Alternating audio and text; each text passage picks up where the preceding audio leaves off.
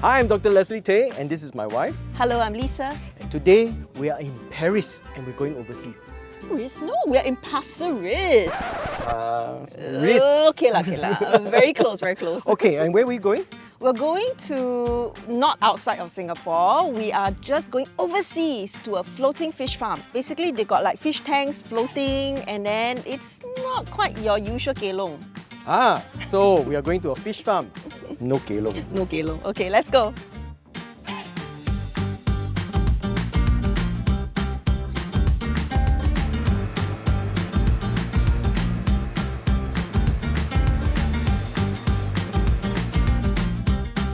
So we are here just off the tip of Pasir Ris, and this is the BluCurrent Smart Floating Fish Farm, and I'm with the fish doctor himself, Dr. Dirk. Can you tell us about this fish farm? This fish farm is on the ocean using seawater, but we filter and clean the water and we have it in a recirculation system. So the water is flowing into the tanks and out of the tanks back into a water treatment system, and they move all day and all night long, and that makes it very energy efficient. The normal fish farm that we saw in the past, the fish has always been inside the water and just making use of the natural currents and the water to grow the fish. If I may say, we don't trust the water. The water is challenged with pathogens, with bacteria, due to climate change and other environmental aspects that we don't have control over. We make sure the fish have always sufficient oxygen. So we believe the future of fish farming needs that kind of technology. Okay, I'm here in the control room, or video control room, and this is Thomas Chua. Hi. He's our sales manager of BluCurrent. So this is kind of like the modern fish farmer, not just looking after the fish, but need to manage all this technology as well. Is that right? Yes, this is a control room with the AI technology, which control the amount of oxygen going into the tank to make sure this environment for the fish is very conducive for them to grow. So it's also control the feed, and we can also see from the screen the swimming behavior of the fish.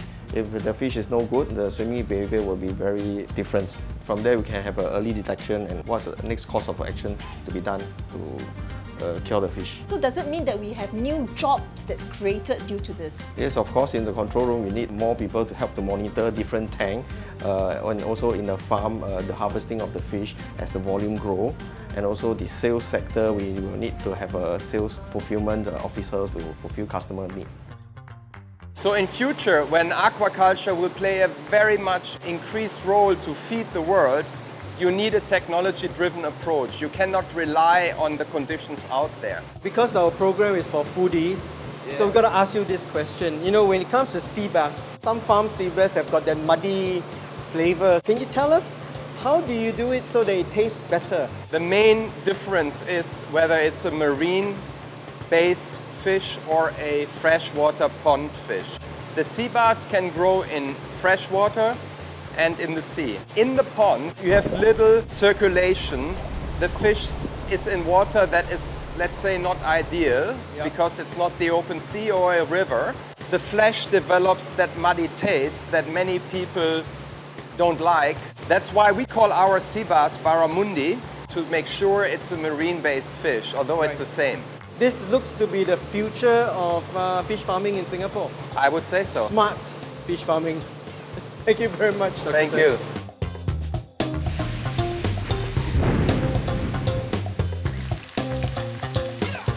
So this is the fish that we just got from the water.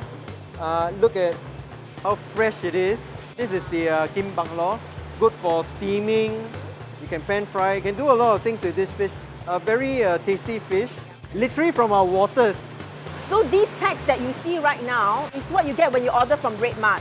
So essentially, they will take all the fish from here, go to the processing plant, they will clean it, they will gut it, they will descale it, and then it will reach RedMart warehouse within 24 hours. So you can either have it as a whole fish, or you can also have it as a fillet format. And they currently have two types of fish, the barramundi, which is basically your sea bass, and also the red snapper.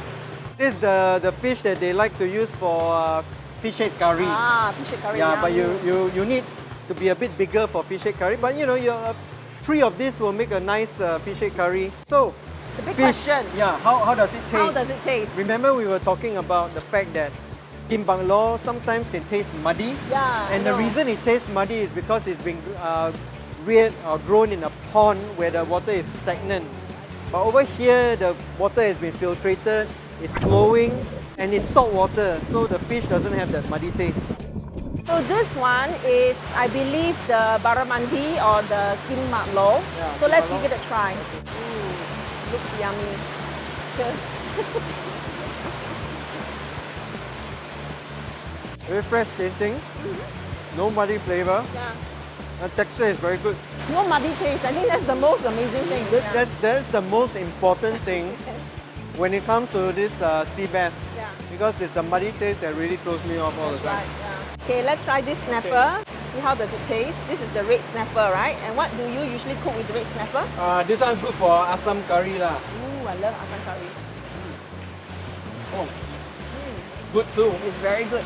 Just as Very good. nice. By being here, I just really feel that Singapore's 30-30 vision is really well underway. You know, the vision of us being able to have 30% of our food supply produced locally by 2030 is well underway because of people like BluCurrent. One farm like this can produce 0.25 of our meat for fish. 10 farms will produce 2.5%, and if 100 of these farms will be able to produce 25% of our total fish needs.